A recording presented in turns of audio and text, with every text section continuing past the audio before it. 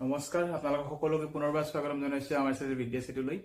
তো আজি আমি আকৌ এটা নতুন টপিক লৈ আহিছো, যোনটো হৈছে এষ্টিমেশনস অফ নাম্বাৰ, যোনটো বহুত দৰকাৰী হয় class 6 math chapter 1, that is structure of number chapter 2 ফালৰ পৰা।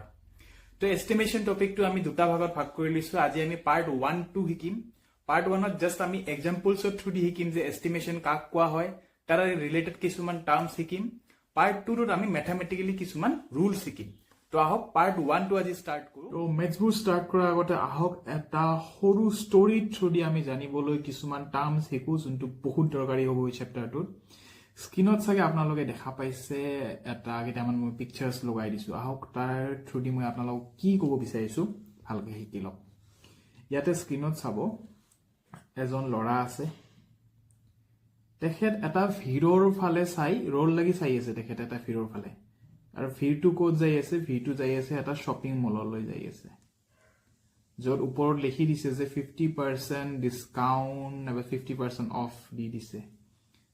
তেনেকুৱা চেল লাগে ফেষ্টিভেল টাইমত, যে শ্বপিং মলবিলাকে ডিছকাউণ্ট দিয়ে, তেওঁলোকে চেল দিয়ে, আৰু বহুত মানুহৰ ভিৰ হয়। তো ল'ৰাজনে দেখিলে যে বহুত মানুহৰ ভিৰ আছে। সি ইমিডিয়েটলি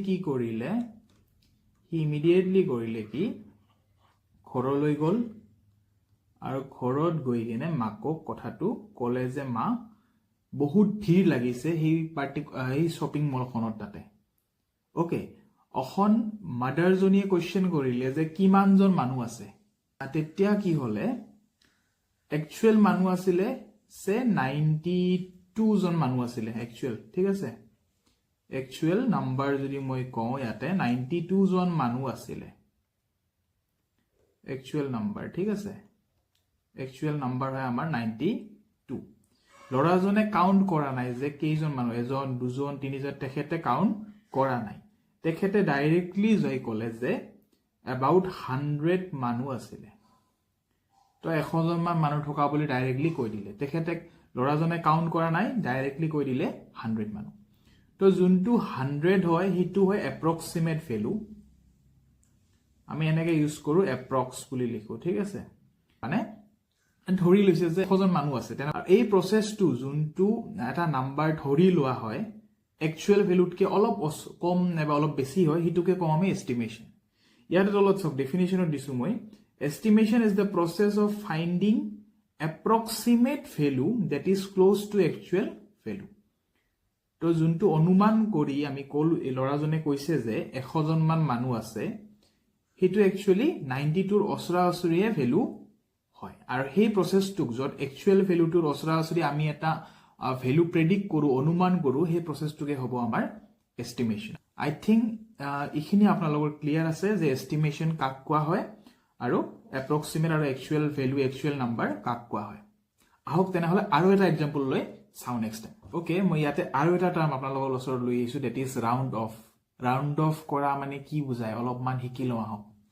স্ক্ৰীনত চাব, এই মানুহজন এখন দোকানত গৈছে। দোকানত বহুত গিফ্টৰ আইটেম আছে। ঠিক আছে, ইয়াতে ডল আছে, ইয়াতে বেগছ আছে। তেখেতে এখন বেগ চিলেক্ট কৰিলে। বেগ বুলি ক'ব নোৱাৰো, এইটো পাৰ্চ হ'ব চাগে, লেডি পাৰ্চ হ'ব এটা, যাৰ দাম হৈছে 304 ৰুপিজ।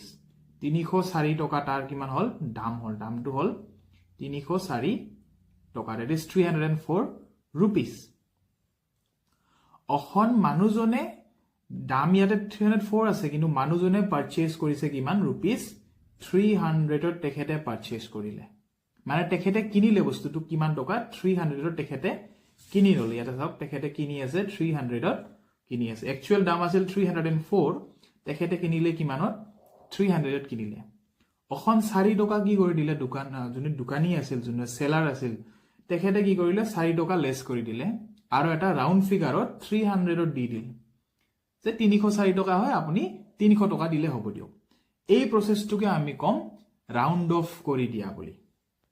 ইয়াতে চাওক, round off is the process of changing a number to is nearest 10।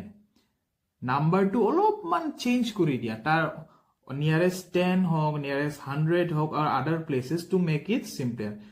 ইয়াতে চাওক, ইয়াৰ ওচৰা ওচৰি 0 থকা ডিজিট নাম্বাৰ কোনটো আছিল? 304ৰ 304 অসৰা অসৰি ডিজিট যোনটো 0 আছে দ্যাট ইজ অবভিয়াছলি 300 হয় না তো মানুহজনে কি কৰিলে 304 টোক ৰাউণ্ড ফিগাৰত কি কৰি দিলে 300 কৰি দিছে আৰু সেই প্ৰসেছটোকে কওঁ আমি ৰাউণ্ড অফ কৰা বুলি কওঁ আশা কৰিলো আপোনালোকে ধুনীয়াকৈ এষ্টিমেশ্যনটো শিকিলে তো এষ্টিমেশ্যন কাক কোৱা হয় ৰাউণ্ডিং অফ কাক কোৱা হয় আশা কৰো আপোনালোকে বুজি পাইছে এতিয়া পাৰ্ট 2 ত আমি শিকিম এষ্টিমেশ্যনৰ কিছুমান ৰুলছ এষ্টিমেশ্যনৰ কিছুমান নাম্বাৰছ আমি ধুনীয়াকৈ এক্সাম্পলছ উইথ এক্সাম্পলছ আমি শিকিম তো পাৰ্ট 2 টো চাব ইয়াৰ পিছত তাৰ পিছত আপোনালোকৰ কনসেপ্টটো ধুনীয়াকৈ ক্লিয়াৰ হ'ব তো এই যদি ভিডিওটো নোটস আপোনালোকক লাগে তো আপোনালোকে ধুনীয়াকৈ ডেসক্ৰিপশন বক্সত যাব তাতে আমাৰ টেলিগ্ৰাম চেনেলৰ লিংকটো আছে তাতে আপোনালোকে গৈ কেনে ধুনীয়াকৈ জয়েন হৈ যাব মই গোটেই ভিডিওৰ নোটস পিডিএফ খিনি তাতে আপলোড কৰি দিম তো লগ পাম পুনৰ এটা নতুন ভিডিও লৈ তেতিয়ালৈকে পঢ়ি থাকক ভালকৈ পঢ়া শুনা কৰি থাকক বহুত বহুত ধন্যবাদ